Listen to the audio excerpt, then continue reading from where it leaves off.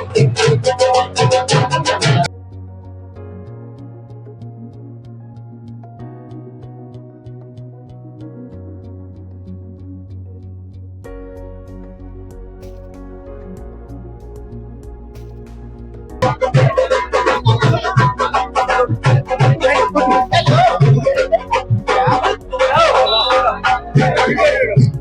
वहीं खड़े रहो, तुम वहीं रहो यार।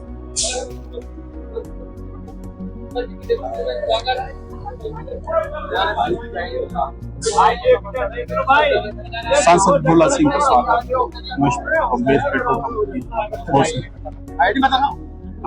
अंगिराबाद में डॉक्टर भोला सिंह का रोड शो हुआ था और भारी मात्रा में यहाँ पर काफी भारतीय जनता पार्टी के कार्यकर्ताओं सहित अधिक क्षेत्र की जनता थी। सर, किस प्रकार कार्यक्रम था? आज का कार्यक्रम अद्वितीय कार्यक्रम था। ऐसा कार्यक्रम पहले कभी देखने में नहीं आया। हजारों की भीड़ रोड शो में थी और भीड़ में उत्साह बहुत था। मोदी जी के कामों के प्रति लोगों में भावना थी कि मोदी जी की गारंटी की भी गारंटी जो मोदी जी ने दी है, इस बात से जनता में बड़ा पॉजिटिव प्रभाव है।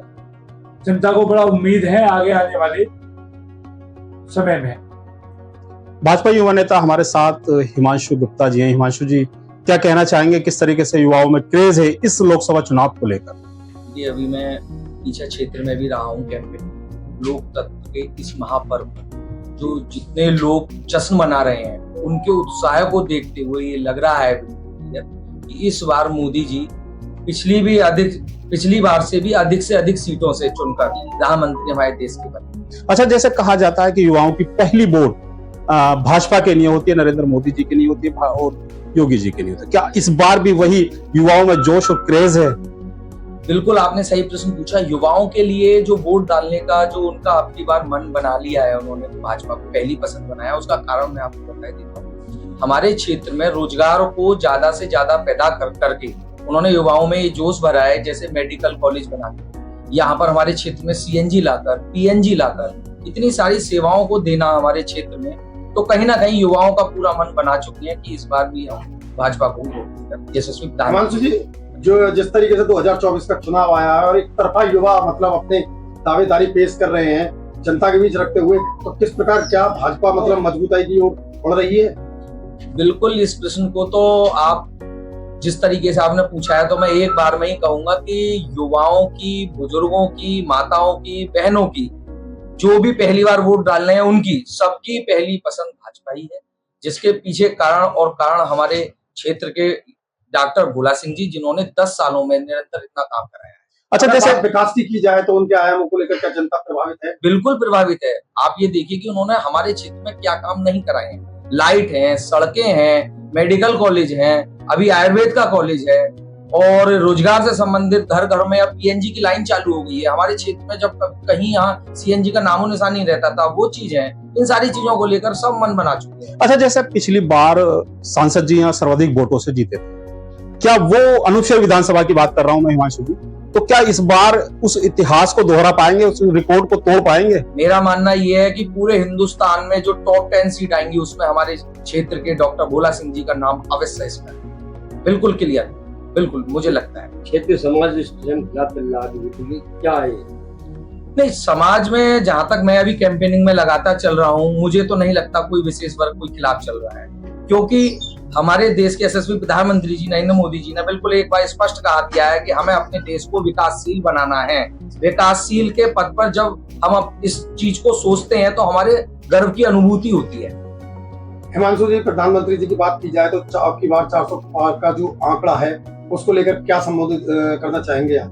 बिल्कुल 400, बिल्कुल उन्होंने जिस रणनीति से काम किए हैं अपने पिछले 10 सालों में, और जो पीछे की गई हुई सरकारें हैं उनके ऊपर इनका 10 साल का जो शासन रहा है, उस बिहार पर इन्होंने बिल्कुल सही कहा है। क्योंकि क्षेत्र की जनता के मन देखते हुए पूरे हमारा क्षेत्र ही नहीं, पूरा देश पूरा जिस लय में जा रहा है, 400 पार इस बार बिल्कुल नारा बिल्कुल सही।